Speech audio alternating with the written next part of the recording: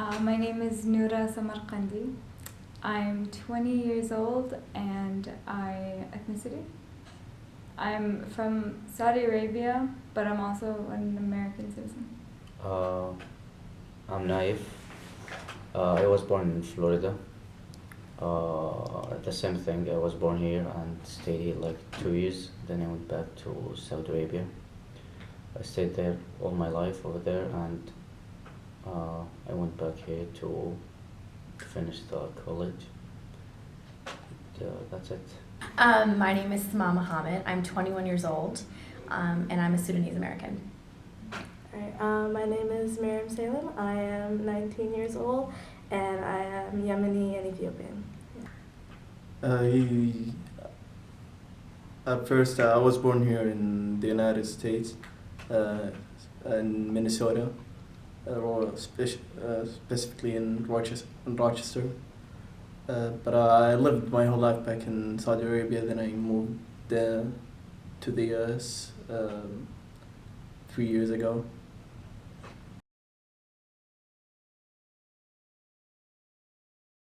Well, I feel more Saudi than I am American. I'm only moved here like for college, so I don't feel that American because like I've lived there my whole life and I just moved here recently. So I feel more connected to Saudi Arabia only because like I was born, I was raised there.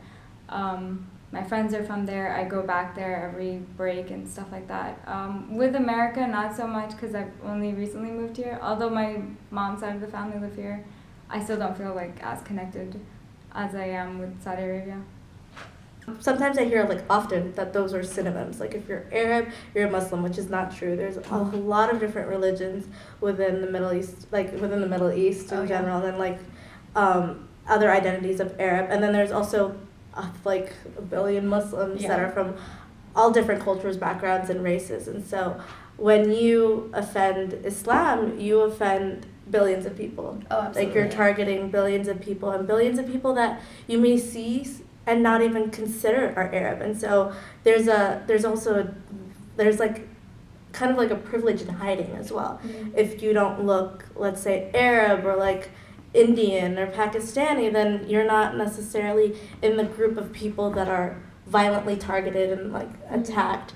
But yet, because you're Muslim, you feel those attacks and those violence. And then there's other identities within it, like the black identity within Muslims also face other prejudices and other violence towards them as well. And so there's a lot of I guess prejudice towards multiple identities within those identities that we have to. I like that. Yeah. For me, I don't see difference between nationalities or anything. That's it. I don't like, which is a bad thing, but I don't like revealing my religion to other people. Also saying where I'm from. I like when people ask what my name is, I wouldn't say Noura, I would say Nora, stuff like that. Where are you from? Oh, I'm from Virginia, but I'm not. I just live in Virginia. I'm not actually from Virginia. We don't really talk about religion and stuff, but if it were to come to topic, I wouldn't be like, oh yeah, I'm Muslim. I wouldn't actually say that out loud. Or praying or something like that, in front of people. It's uncomfortable. So.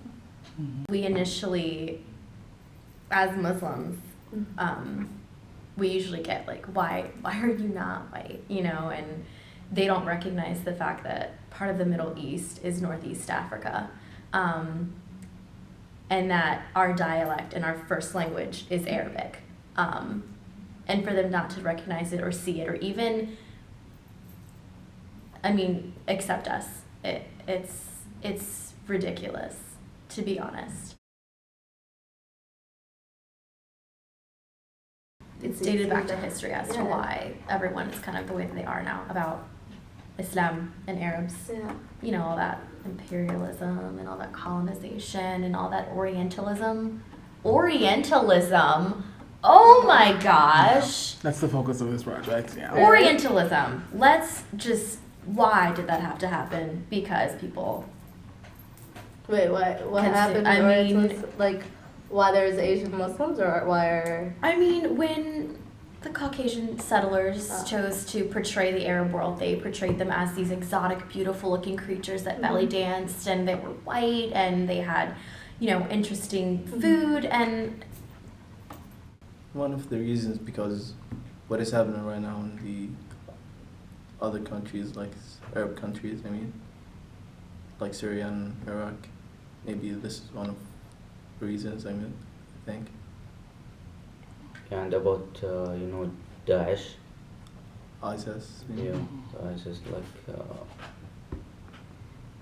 they they don't know anything about Islam or anything. A lot of people think that Arabs don't like America or something like that, but I mean personally, because I was raised in Saudi Arabia, my education and just in general, no one's ever spoken about America in a bad way or anything, and we don't really talk about America.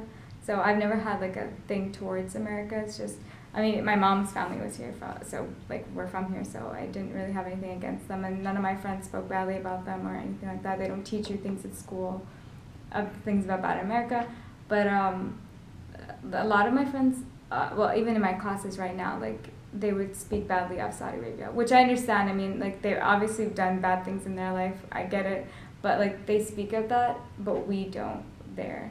So that's kind of different. One of the most recent ones that I think was really hurtful was when it was over the summer break, and it was Eid, right?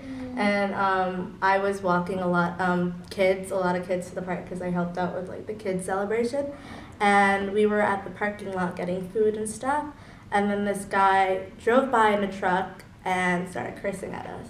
And called us fucking towel heads and just all this, and I'm smiling, but it smiles because it hurts, and I think that's part of a mechanism that a lot of people use to try to distance themselves from stuff that happens. But these are also I just go deep when this happens. These are also the people voting for policies that lead to horrible things.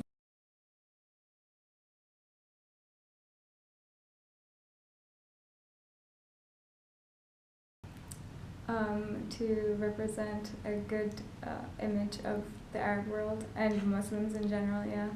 But I don't feel like they're doing a bad job in that. I mean, most of them are, but the ones that are normal and that live with the rest of the American world, I feel like they're okay. Yeah. I think everyone should try to be kind and to change someone's perspective about his community, or his ethnicity. So no matter what, you can't tell I'm Arab, I can succeed in my field, or because of my ethnicity.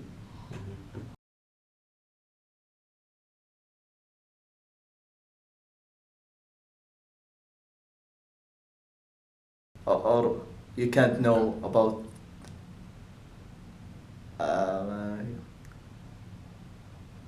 you can't tell that you know about a group of people or a community if you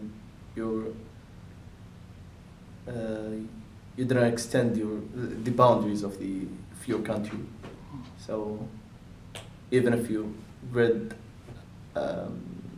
thousands of books, you will learn a lot of things if you experience and get involved in a community.